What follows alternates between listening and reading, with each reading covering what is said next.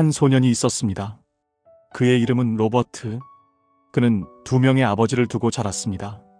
한 명은 가난한 아빠, 그의 친아버지였습니다.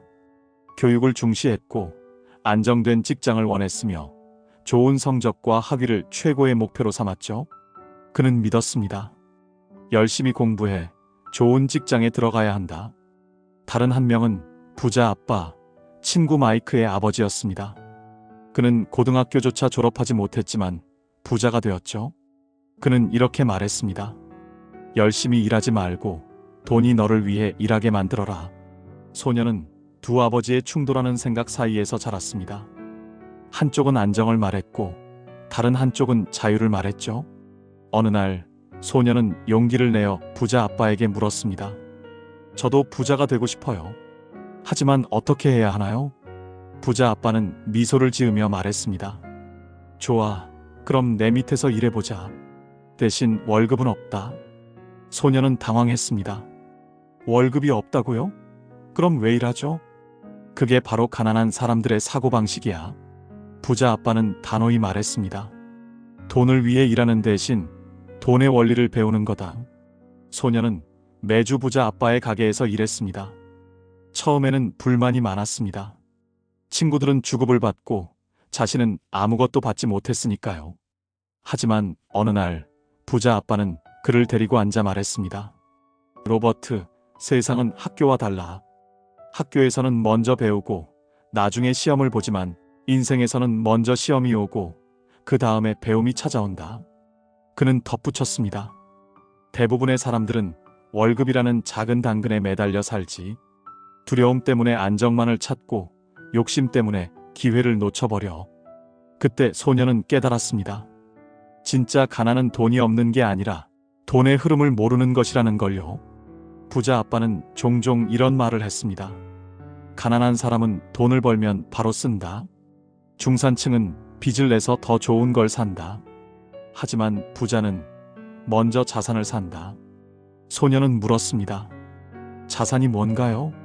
자산은 너에게 돈을 가져다 주는 것, 부채는 너에게서 돈을 빼앗아 가는 것. 그 단순한 정의가 로버트의 인생을 바꿔놓았습니다. 가난한 아빠는 집은 최고의 자산이라고 믿었습니다. 하지만 부자 아빠는 고개를 저었습니다. 아니야, 집은 자산이 아니야. 매달 돈이 나가잖아. 진짜 자산은 내가 자지 않아도 돈을 벌어주는 거야. 그는 주식, 부동산, 사업을 예로 들었습니다. 돈을 벌면 그걸 다시 자산을 사는 데 써라. 그 자산이 또 다른 돈을 만들어내게 해라. 그게 바로 돈이 너를 위해 일하게 하는 법이야. 소녀는 시간이 지나면서 두 아버지의 말이 만들어내는 차이를 보기 시작했습니다. 가난한 아빠는 월급날을 기다렸지만 부자 아빠는 현금 흐름을 설계했습니다. 가난한 아빠는 난 그럴 돈이 없어 라고 말했지만 부자 아빠는 어떻게 하면 살 수 있을까? 라고 물었습니다. 한 문장의 차이가 두 인생을 갈라놓은 것이었습니다. 로버트가 청년이 되었을 때 부자 아빠는 마지막 조언을 남겼습니다. 진짜 투자는 지식이야. 지식이 없는 돈은 언제든 사라진다. 그러니 돈을 좇지 말고 배움을 좇아라. 그는 이어 말했습니다. 세상은 변해. 하지만 돈의 법칙은 늘 같아. 공포에 지배되면 평생 가난하고 욕심에 지배되면 평생 불안하지. 하지만 원리를 이해한 사람만이 자유로워진다. 그 후 로버트는 직접 사업을 시작했습니다. 때로는 실패했고 빚을 졌으며 좌절도 많았죠. 하지만 그는 늘 부자 아빠의 말을 떠올렸습니다. 실패는 패배가 아니다. 그건 단지 배움의 다른 이름이다. 그는 돈이 어떻게 흐르고 세금이 어떻게 작동하며 부자들이 왜 점점 더 부자가 되는지를 몸소 경험했습니다. 결국 로버트는 깨달았습니다. 부자가 되는 건 운이 아니라 사고방식이었다는 걸. 가난한 아빠는 돈을 위해 일했지만 부자 아빠는 돈을 도구로 다루었죠. 그리고 그 차이가 인생의 방향을 갈랐습니다.